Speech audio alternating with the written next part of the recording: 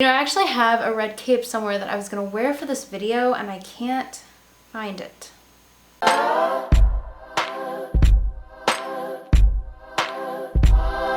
Hey guys, welcome back to my channel, and if you're new to my channel, hello, my name is Gabby and welcome to my strange little YouTube channel. Today we are talking about another supposed curse. Is joining this popular franchise career kryptonite, or is it just another Hollywood myth? Let's find out. In January of the year 1933, high school students Jerry Siegel, the writer, and Joe Shuster, the illustrator, developed a short story called The Reign of Superman.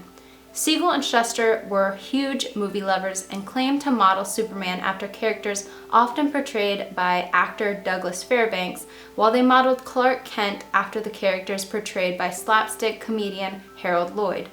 Also naming the home city of Superman, Metropolis, after the popular German silent film of 1927. Siegel and Shuster went through years and years of rejection, claiming it was because they were too young. They just simply were not taken seriously at the time. In March of 1938, they sold the rights to their beloved character to Detective Comics Incorporated, with the thought that Superman would never truly be a hit with the public. Superman's first debut was on the cover of the June 1938 issue of Action Comics, the first ever issue of the comic book series. Despite what Siegel and Shuster thought would become of the comic, it was actually a huge success, and within years the popularity grew and it developed into the huge franchise that it is today. Many people through the years have squeezed into those blue tights and rocked that red cape, but that might not be the only thing that they all have in common. Some might have fallen victim to a curse. The Superman curse refers to the series of misfortunes and terrible luck that supposedly plagued people who portrayed the character Superman in movies and TV shows, most ultimately ending in a strange death. The first Superman cartoon aired from the years of 1941 to 1943, with the superhero being voiced by radio actor Bud Collyer. After the cartoon ended, he went on to have an amazing career as an announcer and popular game show host for game shows such as Beat the Clock and To Tell the Truth. He later returned to voice Superman again in 1966 for The New Adventures of Superman for CBS. 3 years later, though, the actor sadly passed away from circulatory ailment at the age of 61. The first live-action Superman movie serial was released in 1949. It consisted of 15 episodes and the first live-action image of Superman. Lovers of the comic got an actor named Kirk Alyn portraying the iconic character. Kirk was asked by producer Sam Katzman to portray Superman. At first, he thought it was a complete joke, thinking there was no way he could portray such a character.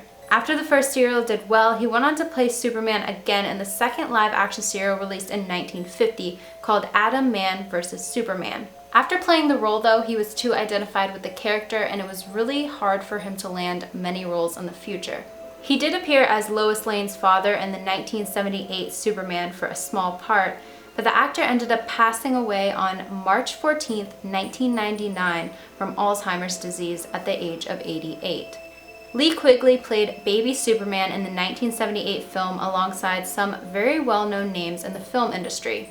Lee really didn't go on to do any acting after this role, but in his early teens, only 14 years old, he passed away as a result of solvent abuse. The next two I'm going to be talking about are definitely the most known when referring to this supposed curse. George Reeves played Superman in the 1951 film Superman and the Mole Men, and later played him in the television show Adventures of Superman. A lot like in Kirk Alyn's case, George Reeves was too identified with the character and it was really hard for him to land many more roles in the industry. Not long before he was supposed to be getting married, on June 16, 1959, Reeves was found dead from a gunshot wound from what was ruled as a suicide. There's still speculation today, though, that it wasn't a suicide at all. There were none of his own fingerprints on the gun, and most close to him believe that he was actually murdered. It was really his death, though, that made people look back on all the other strange events linked to this movie franchise and really got the ball rolling on the word of this so-called curse. The next one is definitely one of our most popular and loved Superman, and that was Christopher Reeve. Christopher Reeve portrayed Superman and Clark Kent in the film series during the late 70s and early 80s. Just like Kirk and George, it was very hard for him to break away from that image and try and land more roles in different films and ultimately grow as an actor. In the mid-80s, he became fond of horseback riding. While competing in an event with a horse named Buck on May 27, 1995, his horse made a refusal, and Christopher ended up falling head first, shattering his first and second vertebrae. As a result, he was paralyzed, having depression and suicidal thoughts because of it, until later becoming an activist, starting the Christopher Reeve Foundation to try to improve the lives of people with disabilities while promoting research on spinal cord injuries and neurological disorders. Christopher passed away, though, on October 10, 2004 from heart failure due to his long-lasting medical conditions. The actors who portray Superman are supposedly not the only ones affected by this curse, though. Also, other people involved in the franchise, such as actor Marlon Brando, who played in the 1978 film, Margot Kidder, who played Lois Lane opposite Christopher Reeve, Richard Pryor, who played Gus Gorman in Superman 3 in 1983, Dana Reeve, Christopher Reeve's wife, and even the original creators Jerry Siegel and Joe Shuster, all having very terrible and unfortunate events happen to them throughout the years. So what do you guys think? Do you think that this is an actual dark Hollywood curse, or do you think it's just coincidence? I, for one, I do believe in curses. Call me crazy, but I do. And I'm just not sure about this one, just because there are so many people involved in the franchise since the very beginning.